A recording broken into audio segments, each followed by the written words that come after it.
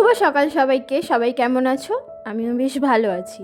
তোমাদের সকালটা কিভাবে শুরু হয় আমাকে কিন্তু জানিও ভিডিওতে কমেন্ট করে।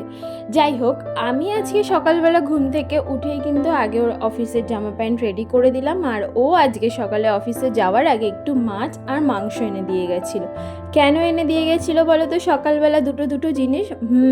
কারণ হচ্ছে আজকে আমার বাড়িতে আমার বান্ধবী এসছে। সরি, আজকে নয়, কাল রাতে এসছে। তো সকালবেলা ও অফিস যাওয়ার আগে তাই জন্য একটু বাজার করে দিয়ে গেল। তো ও আর ওর ছেলে দুজনে এসেছিলো। তোমাদের সাথে তো আমি আগেই ভিডিও শেয়ার করেছি, যেদিন বাবা মায়ের বিবাহবার্ষিকী ছিল সেদিনই ও এসেছে। তো এখন সারা দিনটা তো কেটে গেল, কালকেই ও চলে যাবে। সেটাই আমরা দুঃখ করছিলাম যে কিভাবে আজকের দিনটা কেটে গেল সেটা বোঝাও গেল না। আর আমি আর ও যেমন বাড়িতে থাকতে খুব চা খেতাম বিকেলবেলা, তো সেটাই এখানে তাই করছিলাম যে একটু বাড়িতে দুধ চা বানালাম, দুধ চা খেলাম।